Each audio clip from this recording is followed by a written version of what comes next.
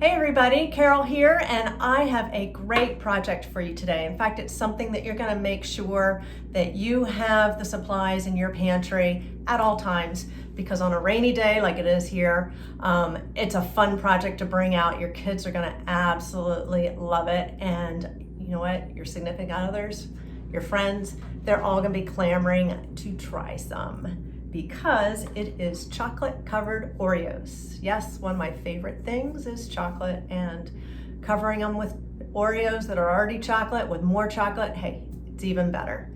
But there's one thing about that, it's super messy, or I find it super messy, dipping them and having all that chocolate, and it's a fun event to do, but sometimes you just want something quick and easy. And so when I went to the store the other day to look for Oreos for this project, look what I found. Fudge covered Oreos. Yes, already done for you. So of course, yeah, we had to try them. Sally had to yesterday. She's like, oh, well, let me just go and do a little taste test. And they are fabulous. In fact, so fabulous, we each had to have one. So now rather than 12, down to 8. So it better turn out today. But we had to take the ones that weren't so photogenic and just taste test them. And like I said, they were mighty fine. Now we're gonna take these that are already covered, and we're going to take a stencil and chocolate. Yes, I got white chocolate. We're gonna be using that with the stencil to decorate the tops of these cookies. All right, here I have my trusty melter from Wilton. I love this thing. It just makes melting chocolate so much easier than trying to do it in the stove. That's how most people do it, is with a the double layer where they put the water in the the pan first, and then they put a bowl of chocolate on top and just let the steam from the hot water melt the chocolate.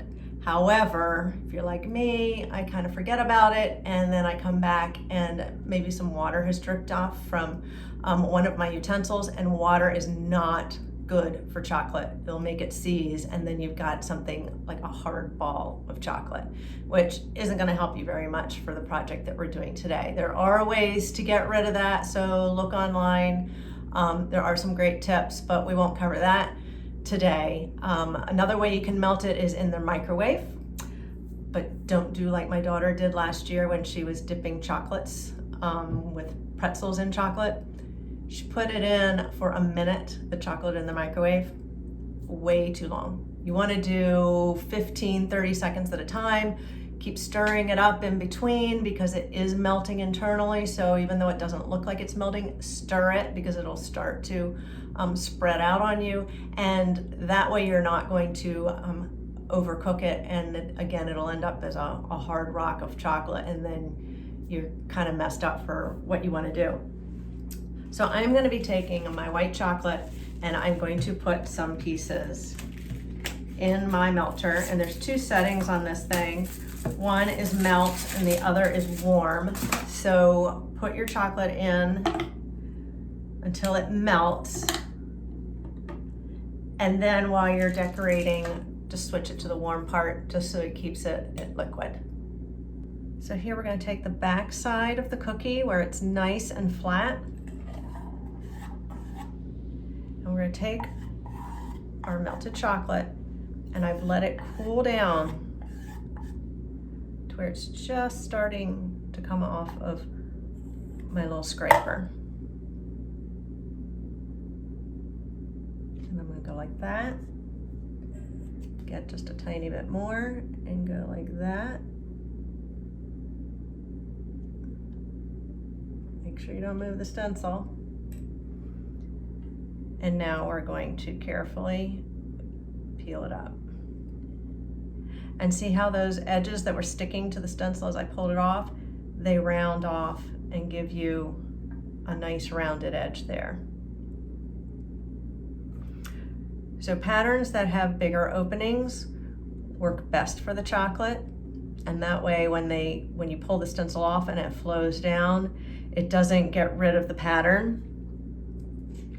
As you can see with this one, see, my chocolate was still too warm and it hadn't thickened up enough.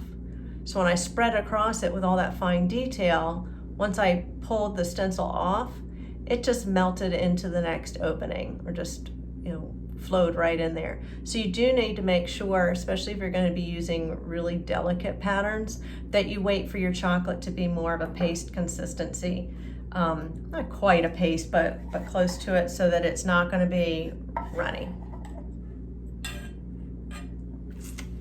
So there you have another project. It's something that does take practice, working with chocolate. If you have trouble with doing the chocolate on top, you can always look up a recipe for a ganache. It's a pastier consistency. It's what they use for decorating dessert plates.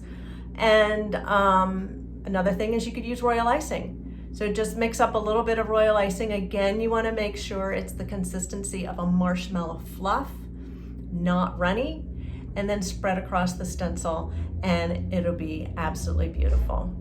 So have fun playing around with this one. Just keep the supplies in your pantry and don't eat them all.